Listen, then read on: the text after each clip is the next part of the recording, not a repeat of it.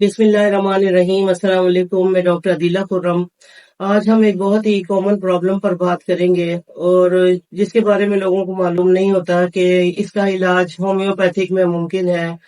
तो ये हम बात करेंगे हेमोराइड्स के ऊपर। हेमोराइड्स और ऑल्सो नोन एज पाइल्स। और ये होती क्या है? These are veins and a group of veins in the region of anus. इसकी 3 टाइप्स हैं: इंटरनल हेमोराइड्स, एक्सटर्नल हेमोराइड्स और थ्रोम्बोज्ड हेमोराइड्स। इंटरनल हेमोराइड्स जो है वो रेक्टम के अंदर ही रहती हैं, वेन्स जो है, और जो है मरीज को बाहर से जो है वो अगर मायना किया जाए मरीज का तो वो बाहर से देखा नहीं जा सकता और मरीज इसको महसूस नहीं कर सकता। और इसमें मरीज को इतना डिस्कम्फर्ट भी फील नहीं होता और ब्लीडिंग भी नहीं होती। और एक्सटर्नल हेमोराइड जो है, रेक्टल जो है वेन्स जो है वो बाहर लटक जाती हैं, प्रोलैप्स हो जाती हैं और मरीज जो है वो इसको आम जबान में कहता है कि मस्से बाहर आ गए। एक्चुअली ये मस्से नहीं होते, ये जो है रेक्टल वेन्स होती हैं जो कि जब मरीज जो है वो स्टूल पास करता है तो ये बाहर आ जाती हैं। तो इसमें जो है वो ब्राइट रेड कलर का जो है ब्लड आता है और ये जो है एक्सटर्नल हेमोराइड्स कहलाती है। इसी तरह जो है वो इसमें इचिंग होती है, बर्निंग होती है और सीवियर पेन होती है। इसी तरह थ्रोम्बोज्ड हेमोराइड जो है वो उसमें जो है वो जमा हुआ क्लॉट की सूरत में ब्लड आता है और इन्फ्लेमेशन और स्वेलिंग हो जाती है और जो है मरीज को बहुत ज्यादा डिस्कम्फर्ट और पेन होता है, सीवियर पेन होता है इसमें। तो इसकी बहुत सी कॉजेज और वजूहत हैं। इसकी मेन कॉज तो यही है कि मरीज को जो है वो क्रॉनिक कॉन्स्टिपेशन होता है।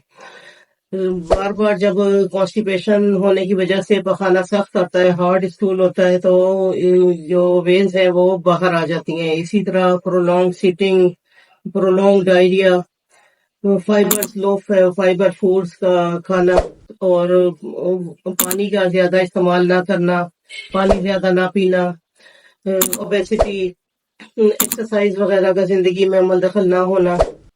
इसी तरह जो है प्रेगनेंसी में जो है वो हार्मोन्स जो है वो वेन्स को रिलैक्स कर देते हैं और 30 से 40% लेडीज को जो है वो पाइल्स हो जाती है। इसकी जो है वो वजूहत मैंने आपको बता दी। मेन वजह जो है वो कब्ज है, जो कि उससे अगर इंसान बचे, पानी का ज्यादा इस्तेमाल करें और ताज़ा फल और सब्जियां खाएं तो कब्ज नहीं होता और ये जो है ये रेक्टल वेन्स जो है वो बाहर नहीं आती और बवासीर का मर्ज लाक नहीं होता।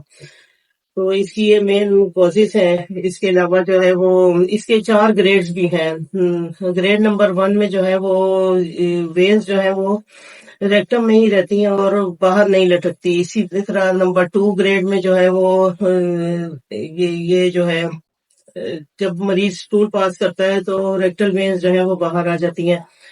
और जो है वो नंबर 3 में जो है रेक्टल वेन्स जब बाहर आ जाती हैं तो उसे जो है मरीज जो है वो अपने हाथ से अगर अंदर करता है तो वो हाथ से अंदर चली जाती है। नंबर 4 में जो है वो रेक्टल वेन्स अगर बाहर आ गई तो वो फिर हमेशा के लिए बाहर आ जाती हैं और जिसे मरीज कहता है कि ये मस्से बाहर लटके हुए हैं, जो कि बाहर से देखने, मायना करने से भी मरीज को खुद भी जो है प्यूरिफिकेशन के टाइम भी हाथ से फील होते हैं और इचिंग भी होती है, दर्द भी होता है, ब्लीड भी करते हैं।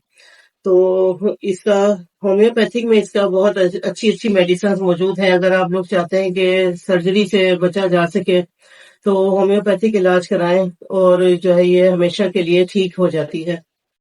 अब मैं आपको कुछ होम्योपैथिक मेडिसिन के बारे में बताऊंगी जो इस सिलसिले में हेल्पफुल हैं, जो हमारे स्टूडेंट्स को और बिगनर्स को बहुत फायदा देती हैं। टॉप रेमेडीज़ में sulphur, this king of antipsoric controls major symptoms of internal and external haemorrhoids, specially swelling, soreness and itching in the anal region.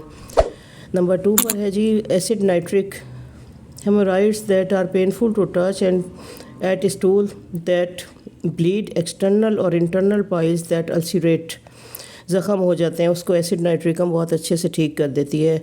Number 3 पे aesculus hippocastanum, it is helpful in bleeding and non bleeding piles with extreme irritability. Number 4 hamamelis, this remedy is use to control bleeding while passing stools and improves the blood circulation of the veins.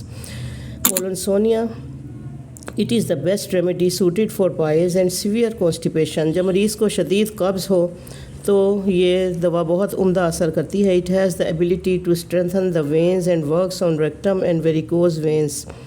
Number 6 میں medicine ہے کیلکیریا floor. It heals the rectal pains and also heals the internal hemorrhoids when there is itching and bleeding. Number 7 Peonia officinalis. یہ بھی بہت great remedy ہے جو pies میں ہم use کرتے ہیں. سیویئر پین ہوتی ہے اس میں آفٹر اسٹول. پریونشنز ہیں جو کہ پائز سے بچانے میں جو ہے وہ ہیلپ فل ہو سکتی ہیں. آپ پانی کا زیادہ استعمال کریں, پلنٹی آف واٹر یوز ہو, اور جو ہے وہ تقریباً 6 سے 8 گلاس پانی پئیں. تازہ سبزیاں اور پھل کھائیں. سلاد کا انٹیک کریں ہر کھانے کے ساتھ, لیکن میک شیور کریں کہ اسے اچھی طرح سے دھو لیں. پتہ چلے کہ اس چکر میں کوئی اور بیکٹیریل انفیکشن جو ہے وہ کوز ہو جائے, کیونکہ بعض لوگ اسے اچھی طرح سے دھوئے بنا یا اسکن نہیں اتارتے جیسے کھیرے میں اور یہ گاجر مولی کی صحیح طرح سے, تو اسے اچھی طرح سے دھو بھی لیں اور اچھی طرح سے اسے چھیل بھی لیں. اس کے علاوہ جو ہے وہ پرولونگ سیٹنگ نہ کریں. بہت زیادہ طویل عرصے تک بیٹھ کر جو ہے کمپیوٹر وغیرہ پہ ورک کرنا ہوتا ہے, یا بیٹھے رہنے سے بھی جو ہے وہ یہ جو پائز کا مسئلہ ہے جو یہ سیویئر ہو جاتا ہے اور ورس ہو جاتا ہے. تو وہ یہ اپنا خیال رکھیں کہ یہ ان چیزوں سے بچا جا سکے, اور فائبر والے فروٹس کھائیں, مثلاً کیلے, سیب, مالٹے وغیرہ. بعض لوگ مالٹے کو بہت اچھی طرح سے چھیل دیتے ہیں, جو اس کا فائبر ہے اسے جو ہے وہ اگر آپ کھائیں گے تو آپ کے لیے ہیلپ فل ہوگا, قبض وغیرہ سے بچائے گا. اپنا بہت خیال رکھیے گا. ملتے ہیں ایک نئی ویڈیو میں.